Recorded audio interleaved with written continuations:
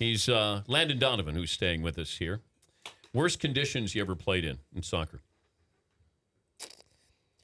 I think what comes to mind is a game in Panama. It was probably 90-something degrees. It was late at night, 90 degrees still, 90+% humidity. And they had the stadium lit in a way where you couldn't see from one side of the field to the other. It was so dark. So you literally felt like you were like playing in a jungle somewhere. The grass was awful. It had rained that day, so we were playing through puddles. It was shocking. Do you ever been scared playing soccer? Yeah. The one time that I was really walked out and said, yikes, was we were playing in Costa Rica. And in Costa Rica, they have a stadium called Saprissa Stadium. And the stadium's built right on top of the field. I mean, like, you feel like you're in like in the Coliseum back in the old days, like right on top. And when we got to the locker room, hour and a half before the game, the stadium was completely full and they're jumping and the whole locker room was shaking. So you feel like it's going to cave in. And then when you walk out, it was dark and eerie and you just felt like, forget about the game. Let's just try to get out of here alive. But were you ever concerned about anything that happened on the field?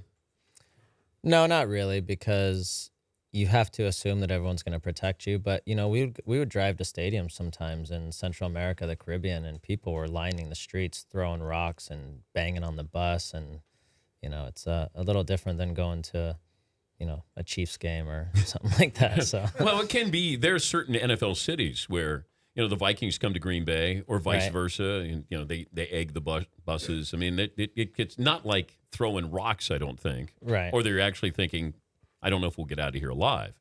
But there are those rivalries. Before the break, I was asking about a story I saw in the Atlantic, aging stars of the MLS, that you have these players that, now it started with Beckham coming over here, but that was more of a bigger picture there. You see these guys who make a name for themselves in the Premier League and then come over here. Premier League. The Premier League. There you go. Lampard. We're educating you. Thierry Henry. You have guys who come over here. Is it good for the MLS that you're sort of taking the Premier League's leftovers or these kind of aging stars and then putting them in cities around the country? I would argue they're not. I wouldn't say they're leftovers. Clearly, they're guys towards the end of their career, which in some cases is still fine because they're still in their prime. Beckham was still able to play at a high level. I think Gerrard will be able to play at a high level. Robbie Keane in LA has been fantastic. But what's starting to happen now is there's younger players coming too. So Toronto signed a guy named Sebastian Giovinco who's been terrific, probably the MVP of the league so far, who's 27 years old, was a top player in Italy, could have commanded top dollar anywhere and came to Toronto. The Galaxy just signed a kid named Giovanni Dos Santos, who's a Mexican national team player, is 26 years old. So the landscape is changing. It takes time. But why wouldn't they cash in over in Europe? Well, they're either getting paid more here or they're getting paid similar. And if you're getting paid similarly, who doesn't want to live in America? I mean, everyone loves being in America. Wait, the MLS salaries are similar to the Premier League? Oh, yeah. Some of these guys are making $6, $7, $8 million a year. I shouldn't have retired. I know. Well, I'm an idiot. Yeah. Maybe you should have stayed in Europe a little longer. Yeah, you're absolutely right. Yeah. But, okay, so if you have that money, well, but it seems like you have the haves and the have-nots, though. You're going to have somebody making $6 or $7 million, then make somebody. Well, that's the goal of, I was part of the players union for a long time, and the goal is to keep the bottom moving up, to be more commensurate with what the top guys are making. But it's going to happen everywhere. You make a lot more than these guys, I'm sure. Yeah. It's just the way it goes. You're the high-quality star here. I'm Beckham. You're Beckham. Yeah, absolutely. It always comes back to Beckham when you're on, right? Is there ever going to be a show where you're going to ask me? No. Never, right? No. Jurgen Klinsmann's future after the Gold Cup. Well, he's still the coach. I know. How much longer? Well, listen, all coaches are measured on performance, right? So they play a big game October 9th against Mexico. The previous coach, Bob Bradley, was fired for not winning the Gold Cup. They've had a little more faith in Jurgen, and they're sticking with the plan. But at the end of the day, if you don't perform, you get fired. That's the way it goes. But, okay, normally women are compared to men in results. Like Serena's great, but how would she do against the men? Or Annika Sorenstam, and how would she do against the men? Brittany Griner, how would she do against the men? Here you have the women's soccer team, successful. Is it fair to compare men and women Well, and expect the same results? No, it's different, right? Because the women were the only national team that was really playing soccer for many years in the 90s, and so they win the World Cup in 99. Slowly, the rest of the world's catching up, but that's why it was so great that they won this year, because the rest of the world's getting better and better.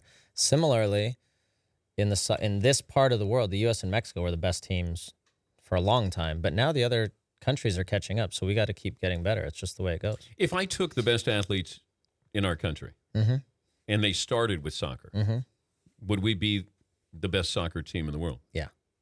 No doubt. Assuming you have the right coaching in place, which is happening now, yeah, there's no question. So if I start with LeBron James, I don't even know what kind of athlete you would want who would make up a great soccer player. Not too tall, but you want agile. Steve Nash comes to mind, Iverson, guys like that who move well and are. So I could put Michael Vick, Allen Iverson. Michael Vick would be incredible if he had played soccer as well. Yeah, but the thing is so we used to watch games, right? As young professionals, I would watch games in Europe, and you'd look at these guys and you'd say, oh, they're all about the same size. And then you'd play against them, and every guy was 6'2", 6'3", 6'4", and built like a tank, built like middle linebackers. And you'd say, oh, now I get it. It's not the same. Well, what's Rooney? But Rooney's big. You watch Rooney against other Premier League guys, and you're like, oh, he looks kind of small. Yeah. He's probably 5'10", 5'11", and he's built well, and he runs well, and he's fast, and he's strong. And so he has all the skill and all the talent, the mental capacity, but he's also just a great athlete. But then you have Messi, who is not physically imposing. Not imposing. He's but like Gretzky. He's stronger than you think. Oh, okay. His balance is good, and he moves well. He's agile, so it's better than you think. Is he going to stay? Do you think would he ever come to the MLS? Could you see in the waning days of his career? You got to ask him. You pay anybody enough money, maybe, right? 5 years from now, could you see? Sure, why not? Could you see where Messi tries to do what Beckham did? Sure, why not? All these guys realize these big time players, Cristiano Ronaldo, Messi. They're also a big brand, right? Just like Beckham is. So coming to America and sort of dominating that market is huge for their brand. Why not? Have you just stared at Ronaldo? Have you? Yeah. And? Oh, he's very handsome. He is a handsome dude. But you've been on the pitch with him. Have you ever just stared at him? I try to focus on the game, Dan. I know, but just during it, some kind of stoppage time where you just kind of stare. You're such a weirdo. Is that a yes? Maybe. All right. So I thought. Because Landon Donovan needs a job. He's retired. You can work a shift as a Danette. I'm a Danette, baby. I want bonuses, though. What? No, there's no bonuses here. Why? What if your ratings go up? Twitter followers go up? That's valuable, right? We can talk about it. Everything's negotiable here. Are you the boss? Who do I negotiate with? Keep going, Landon. I like it. I think this is all valuable. I think so. We'll see. We'll see what we can do. Talk to our new agent. As soon as you get one. It's right there. All right, we'll take a break here. Landon Donovan, I guess, is going to try out to be a Danette. Now, I think we should haze him, though, right? There's rookie hazing. That stuff's not legal anymore. You get in trouble for that. Right? Can we just have fun at your expense? It's not hazing. It's not bullying. Sure. What would it be? You're already throwing up red flags where I don't want you here. You strike me as somebody who's going to be a problem. You're married. Listen. You're that's a problem. High being maintenance. Married. By the way, I thought you said Paulie had some question or something he was going to ask me in the tease in the beginning. Oh. Okay, during the break, he wants you to close your eyes with a soccer ball, and Paulie's going to stand and... You've seen flinch ball in the show, right? Seen what? Oh, boy. Flinch ball. Flinch ball? Yeah. No, what's that? Okay. Is that what you guys do? Yeah. Oh, I don't watch the show, and I only listen. Okay. All right. You guys have faces for radio. You'll fit right in. Touche. Whoa, yeah. No respect around here. Yeah. That's a red card. So, Paulie, explain what you want Landon to do during the break so people are watching. Well, we play flinch ball. It's this oblong yellow ball, and you bounce it and try to hit the other guy in the man region. And if you flinch, you lose respect. This sounds terrible. Yeah. Well, more for us. You want to be a Danette. No. Here you go. Can you like a PK? Could you take a PK with your eyes closed and hit me? Yeah. That's a good idea, though. I want to try. In Was the- it with a soccer ball in the or this junk. Yeah, right oblong behind your object? head. The one right behind you.